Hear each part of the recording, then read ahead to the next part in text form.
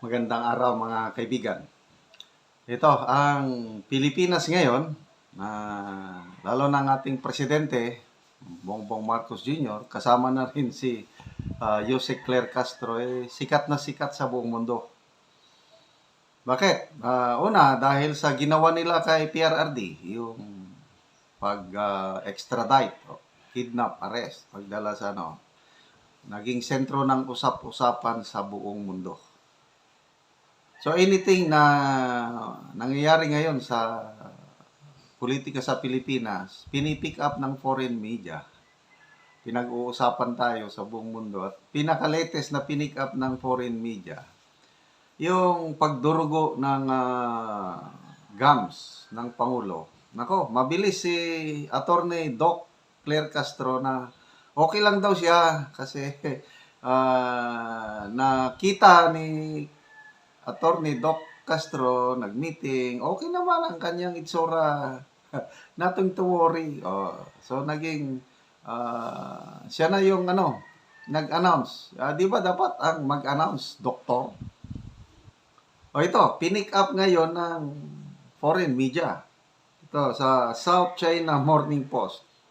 Sikat si PBBM at si Claire Castro. Basahin ko Philippines denies health scare after Marcos appears to have bleeding gums in viral video. Viral na viral ito. Pero yan, presidente ka, hindi mo na mamali, nagsasalita ka, klaro na dumurugo ang iyong bunganga, bleeding gums na pala. Tapos sasabihin lang ng attorney spokesperson na nothing to worry. Nakita ko siya, okay naman siya. Huwag kayong mag-speculate. Pwede ba yun? Parang ginagawa nilang obob ang mga Pilipino yung ganong statement. Dapat doktor ang magsabi para maniwala kami. Hindi naman doktor yung nagsasalita. Kaya tuloy pati foreign media binalita na. Denies. Philippines deny health scare. Wala daw. Basahin natin The Philippine Presidential Palace, through Jose Castro, or Doc Castro, has downplayed concerns about President Ferdinand Marcos' health after video footage appeared to show him with bleeding gums while speaking at a military event this week. A moment that quickly fueled speculation online about a possible kidney condition. Doc, Attorney Castro, hindi naniwala sa iyo ang South China Morning Post. May speculation na. Sabi mo, huwag mag-speculate. Para hindi kami mag-speculate, dapat ang announcement manggaling sa isang professional doktor. Doktor ba ng palasyo? Family doctor ba? Hindi yung isang spokesperson lang na hindi naman expertise ang tungkol sa kalusugan. Mag-speculate talaga. Ito na. Balita na. Possible kidney condition. The incident, which unfolded during a short address at Camp Aguinaldo in Quezon City on Wednesday, was caught in a 5-minute video posted by the Presidential Palace and state broadcaster RTBM. From around the 1:38 minutes mark, blood is clearly visible near the lower right side of the president's mouth. Marcos continued speaking without pause, and the palace made no mention of the bleeding until stills and clips. Hindi nyo na maluloko ang mga netizens ngayon. Marurunong na ang Pilipino. Hindi katulad nung una, 10, 15 years ago, controlled ng mainstream media ang information. At ito ngayon, napakabilis ang social media. Ang galing. I don't know sino yung netizen na nakapansin nun. Cleanos up, kitang-kita, pinost. Kalat sa buong mundo. Tapos sabihin niyo, huwag mag-speculate. Konting konting isip-isip ba? Marcos continued speaking. Ito na. Particularly, some users speculated that Marcos, 66, was showing symptoms of kidney disease. The same illness. Ito. Alam ng buong mundo yung sakit ng Marcos Sr. The same illness that afflicted his father and namesake, the late dictator. In-emphasize. The late dictator Ferdinand Marcos Sr., who required multiple transplants in the 1980s. Bleeding gums can be a symptom of chronic kidney disease. Ito na, South China Morning Post lang nagsasabi. As poor kidney function can affect blood clotting and lead to gum inflammation. However, it is more commonly caused by issues like gingivitis or poor oral hygiene. Pag i-search mo kay Dr. Google, Dr. Google ito nabasa ko lang ito na So yung bleeding gums, pwedeng connected sa kidney problem, pwede rin, sabi ng Google, nabasa ko, pwedeng connected sa paggamit ng coke.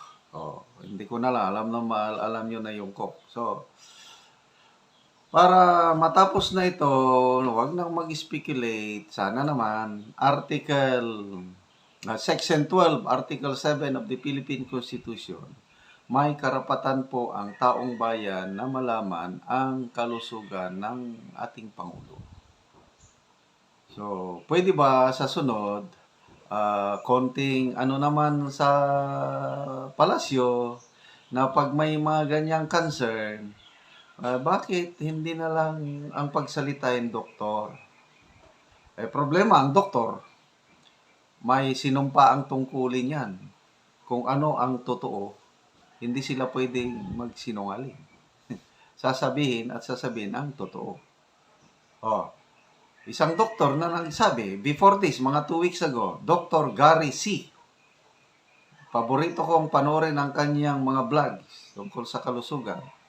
Napansin niya na there is something wrong with the health of the president. Sabi niya, nakita lang niya yung mukha ng Pangulo nag-speech na namamaga, discoloration of the skin, teary eyes, humihingal. Anong sabi ng doktor? Magpa-executive check-up ang Pangulo dahil he has signs of poor physical health. Yon ang paniwalaan ko. Yon ang paniwala ng taong bayan dahil doktor siya. Ang attorney Claire Castro, sinasabi lang na, no, nothing to worry. Nakita ko, na-meet ko, okay naman siya. Paniwalaan nyo ba yon? I don't know kung maniwala kayo. Okay, salamat mga kaibigan sa inyong pagtangkilik sa ating channel at kakatulong kayo ng malaki sa tribong Talandig sa Bukidnon. Ang sweldo natin sa channel na ito is tinutulong natin sa tribo. Namimigay tayo ng mga yero at pako para ma-repair ang sira-sirang bahay ng tribong Talandig. Panoorin nyo ang video nito. Mong natagaan og yero. Yeah. Salamat kayo sa kuan. Yero daw, niya.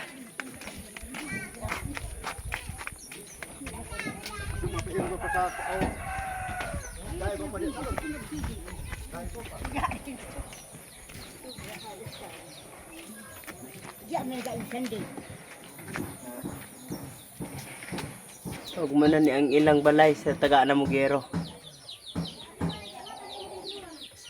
Una ni ang kadako sa buslot sa ilang balay. O karon niya unsa imong maistorya sa gihatag sa imong nga yero? Unsa imong maistorya? Salamat kayo sa nag-video og sa Labaw Magkam sa Diyos nga nagtagan ka og mga hinabang. O nga makatop na ka. Tagid sa buslot sa ato nga balay. Oo, pila na din niya katuig inyong balay? 14 na. 14 na katuig. So dugay na gyud. Dugay na. Mga dako na gyud ang mga buslot sa inyong balay. Dako na ba? Salamat kayo. Sige.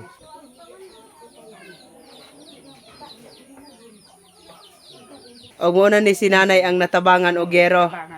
Oo. Jesus Kristo, si Mama Mary, si Jesus. Oo. Jesus Kristo.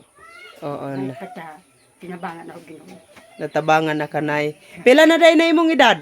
Ambot lang, to anak nining. 92? Ay, kuan digid sina. Tigulang na gid kanay. So nagpasalamat si nanay nga natagaan siya Gero og sa Ginoo daw kang Hesus Kristo nga tabangan siya. Ang Ginoo gamahanan ka. Gamhanan ang Ginoo. O nanay, natabangan na ka. Salamat nanay. Oh, salamat. Oo.